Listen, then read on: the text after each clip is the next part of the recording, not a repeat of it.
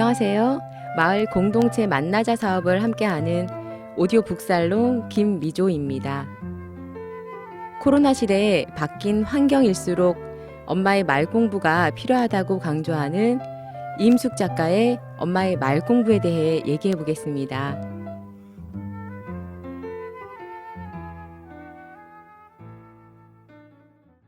이임숙 작가는 아이의 마음을 움직이는 언어, 엄마의 전문 용어 5개가 있다고 합니다.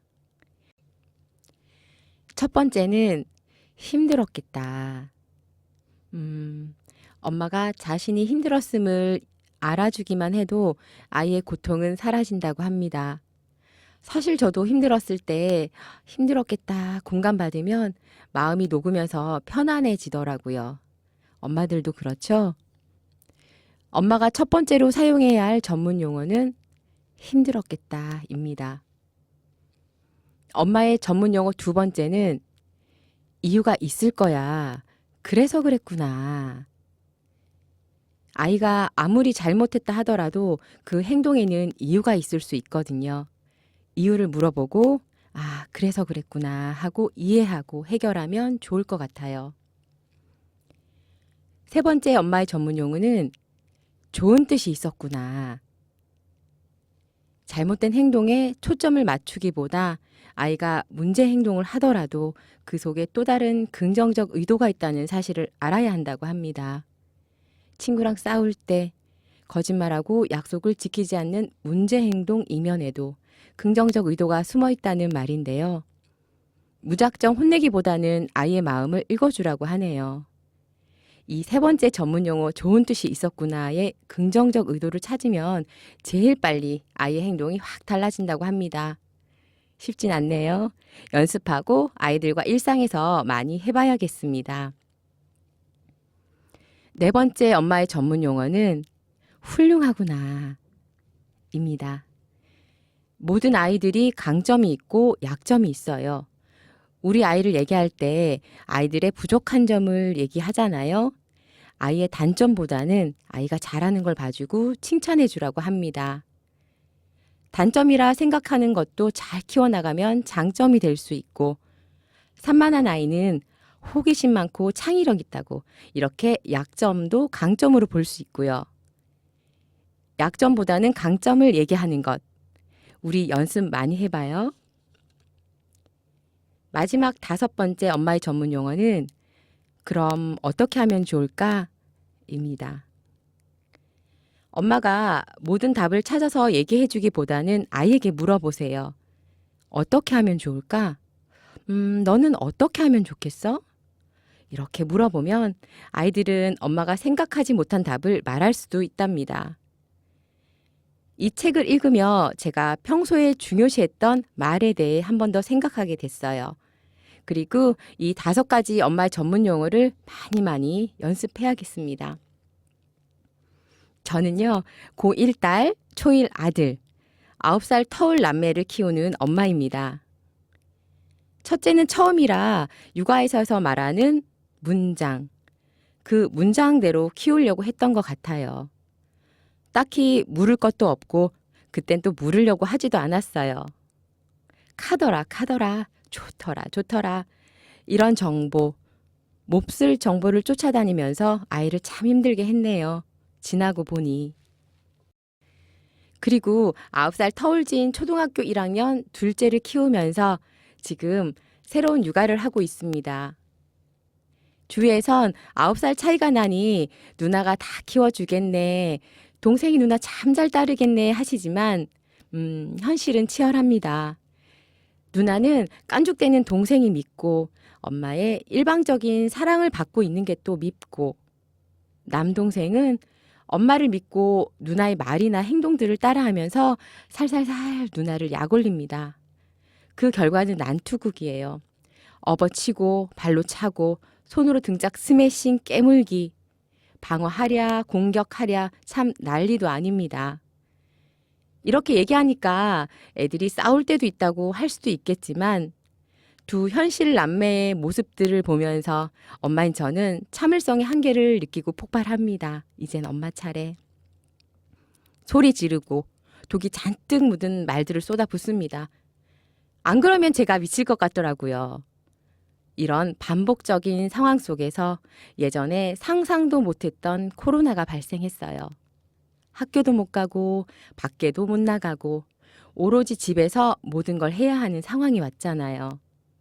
하루 세 끼 챙기고 집도 치우고 빨래도 해야 하고 놀아주고 또 공부도 봐줘야 하고 그러다 보니 감정들이 쌓이고 또 감정이 쌓이니 몸은 피곤하고 이런 악순환이 되더라고요.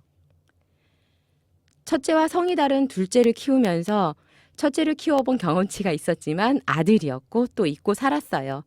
그러다 보니 잘 안 되더라고요. 그렇게 힘도 세고 첫째와 완전 다른 아들을 키우면서 제 안에서 좌충우돌 부딪힘이 왔습니다. 육체적으로 힘이 드니 감정들도 힘이 들고 그게 쌓이다 보니 모아서 아이들에게 폭발하고 그런 악순환이 반복이 됐어요. 둘째에게도요. 제가 어느 순간 제 자신을 보게 됐던 것 같아요. 그러면서 유튜브에서 자존감이라든지 말에 관한 좋은 영상들을 많이 보게 되고요.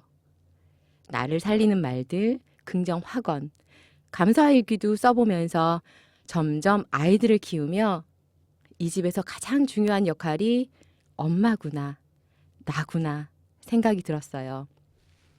엄마가 흔들리면 우리 집이 흔들리더라고요. 제가 흔들리는 날에는 아이들도 많이 흔들려요. 엄마가 아빠와 싸우고 그 감정들을 아이들에게 고스란히 뱉을 때, 그리고 엄마 기분이 너무 안 좋으면 아이들이 엄마의 눈치를 봐요. 그러면 안 좋은 기운들, 무거운 기운들이 느껴지더라고요. 그래서 제가 실천하려고 애썼던 것들 부끄럽지만 얘기해 볼게요. 먼저 제 상태를 좋게 하려고 합니다. 육아는 기본적으로 엄마가 많이 하잖아요. 그런데 엄마가 모든 에너지를 쓰고 감정 소비를 하고 내 상태가 안 좋게 되면 그게 다 온전히 아이들에게 가게 되고 아무렇지도 않은 일로 화가 나고 또 화가 나면 아이를 잡고 아이들은 기분이 상해 엄마 소리 안 듣고 엄마가 싫어하는 행동, 싫어하는 말들을 아이들 또한 저한테 퍼붓습니다. 이런 상황들을 안 하고 싶어서 제 상태를 좋게 하려고 노력해요. 의식적으로. 코로나 때문에 운동도 안 되고 밖에 나가서 활동할 수 없는 시간들이 정말 힘들더라고요. 그렇게 쌓이고 몸이 힘들고 힘들다 보니까 체력도 떨어지면서 마음의 힘까지 딸리더라고요. 그러면서 몸이 중요하다는 걸 더더 깨달았습니다. 운동을 가면 정말 좋겠지만 그렇지 못한 상황에선 쓰레기 버리러 나가면서 한 바퀴 아파트 산책을 해요. 집 밖의 공기를 맡으며 슥슥 걸어요. 스트레칭도 한번 하고 하늘도 보면서 지금의 나를 느낍니다. 그냥 그렇게만 해도 도움이 됐어요. 그렇게 조금 날려버리고 아이들을 보면 뾰족한 상황도 조금은 덜 예민해졌어요. 그리고 아이들에게 말끝을 바꿔봤어요. 예전엔 숙제하면 축구하러 간다. 이거 얼른 하면 나갈 수 있어. 이렇게 말을 했거든요. 그런데 조건을 걸고 말하는 게 거슬리기 시작했어요. 그래서 뭐뭐 하면 대신에 뭐뭐 하고 이렇게 바꿨어요. 숙제하고 축구하러 나가자. 이거 얼른 하고 나가자. 이렇게 바꿨으니 아이도 반감이 덜하고 무엇보다 제가 편안해져서 좋았어요. 또 아이들이 엄마 많이 부르잖아요. 그럴 때 왜? 하니 큰애는 하려는 얘기도 딱 멈춰버리더라고요. 아차. 그래서 대신에 응? 응, 왜? 이렇게 바꿔 대답했더니 얘기를 술술 하네요. 그리고 말하기 머쓱하지만 나를 사랑하는 시간을 만듭니다. 아침 준비 전 베란다로 나가 해가 뜨기 전 하늘을 보면 저절로 탄성이 나요. 그런 아름다운 자연을 보면서 1분도 채 안 되는 나만의 시간을 가집니다. 오늘 하루 기도라고 할까요? 안전하고 편안한 가족들의 하루를요. 그리고 나를 챙깁니다. 미조야 사랑해, 사랑해, 사랑해. 그렇게 나지막히 얘기하면 코끝이 찡해지면서 제 마음도 찡해져요. 저도 사랑을 받고 싶은 거죠.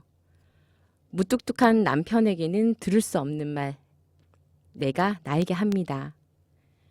이렇게 시작하는 하루는 저 스스로 뿌듯하고 행복해요. 그래서 매일 하기는 힘들어도 아침 준비 중이더라도 잠시 챙기려고 합니다. 이것 또한 내 상태를 좋게 하는 것과 연결이 되어 있네요. 제가 해보니 좋아서 아이와도 함께 했어요.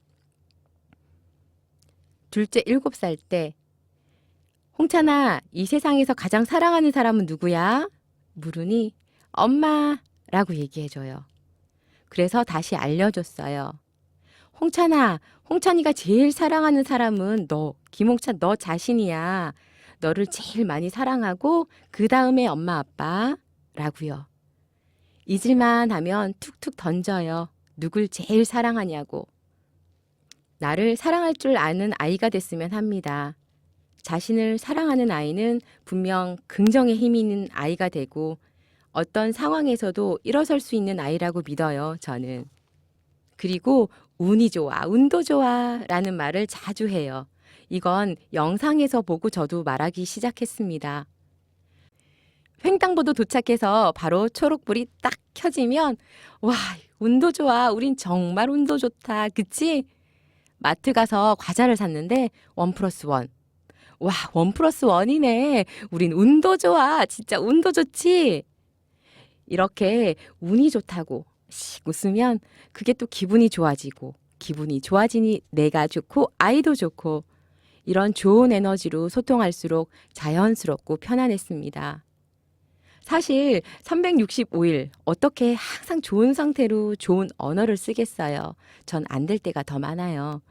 그 대신 제 상황이 안 좋을 땐 또 솔직하게 엄마의 상태를 얘기해 줍니다.